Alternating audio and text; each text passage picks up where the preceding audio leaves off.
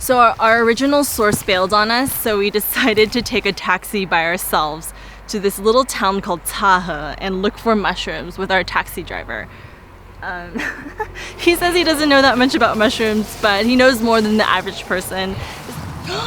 What is that? 这个呢? We don't know the scientific name of this yet, but he says it's hongjun, which just means red mushroom. And I'm really excited.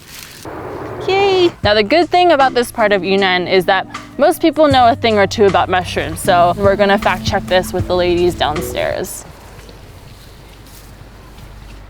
这是叫什么？我们还有一个。这个叫小红卷。小红卷，这个可以吗？有一点。可以的，我们是拿来烤。哦，cool。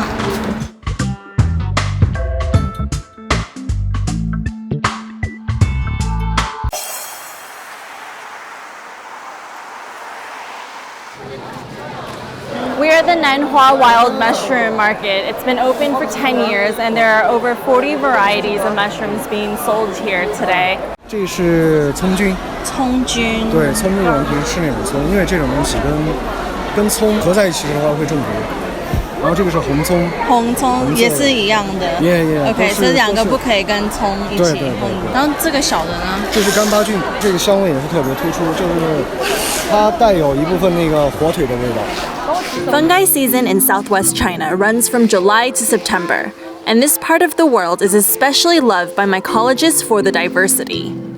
它的占全世界的36%左右，全国的90%。然后这个原因是为什么? To break it down, there are 2,500 recorded species of edible mushrooms in the world. China has 1,000 of those, Yunnan province has 900, and Nanhua, this small town in Yunnan, has up to 50, the most diverse of any town in China.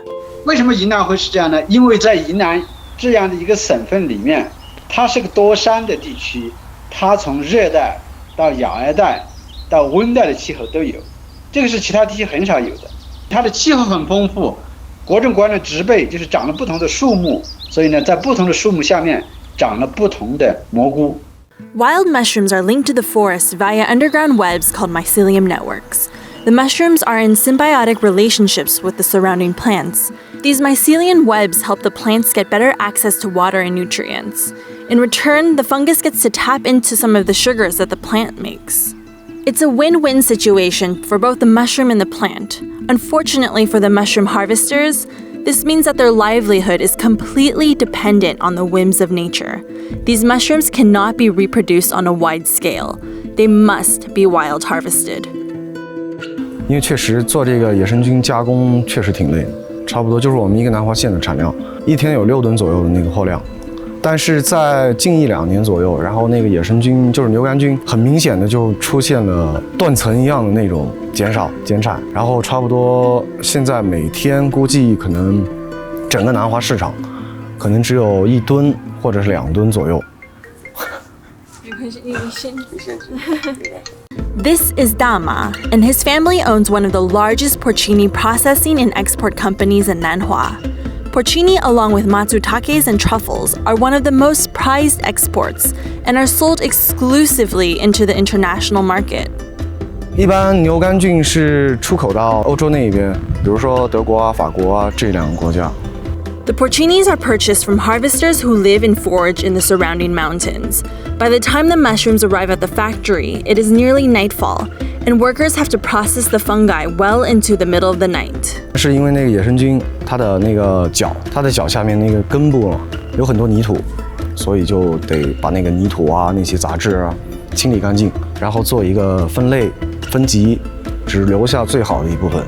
清洗完成以后呢，再一个步骤就是放到那个急冻库里面，然后就做成类似于冰块的东西。第一个是最主要的目的就是保鲜，因为你知道野生菌的那个周期很短的。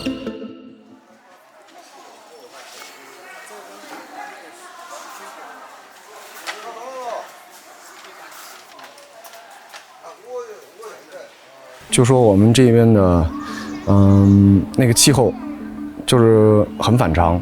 然后又导致我们那个野生菌大量的减产。其实嘛，气候变化是一个原因。有时候雨水太多，太多了以后林中都是湿的，那蘑菇也不能生长。那太干了以后蘑菇也不能生长。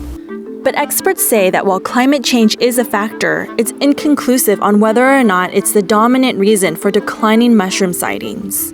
但是因为气候变化需要从很长一段时间来看这个数据，现在很多的数据也大概就是几十年的数据，我觉得不足以去支持说到底它是上升还是下降。但是这个因素也不能够全说成是气候变化的原因，很多方面就是人为的一些原因，因为是利益的追求嘛，然后大部分人会去采蘑菇，然后造成它生态的一个就是生境的一个破坏，然后产量也会下降。Now, a town filled with wild mushrooms means that there are sometimes inexplicable side effects. The locals I talked to told me stories of family members accidentally eating hallucinogenic varieties, and stories of people killing themselves with poisonous shrooms.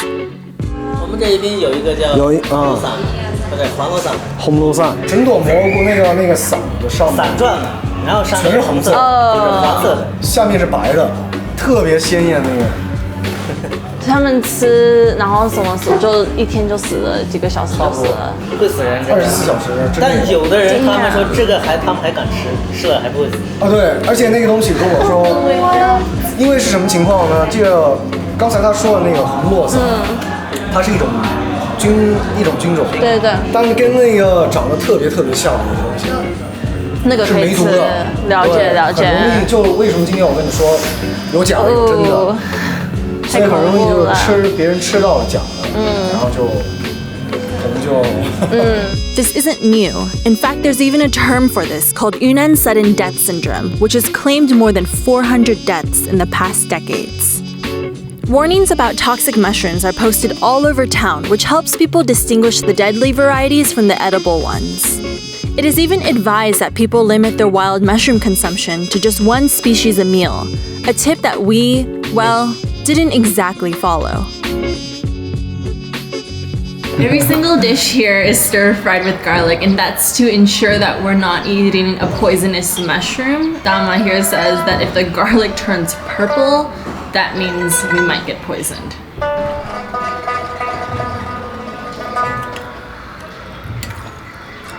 So far, nothing looks purple, so I think we're good. For people in this fungi-centric town, mushrooms are more loved than they are feared. It's a part of their heritage and a vital part of the economy. In 2016, mushrooms brought in more than $58 million to the town, and it's created a gold rush of sorts, for better and for worse. 特别是一些都被证明是安全的一些野生蘑菇，所以大家都在来采、销售。所以呢，有可能有些蘑菇会因为过度采集变得少，甚至消亡，这是可能会发生的。比如说松茸，过去其实在昆明周围都有，现在在昆明周围已经没有松茸了。所以这个确实这个是需要我们关注的。So beautiful, beautiful.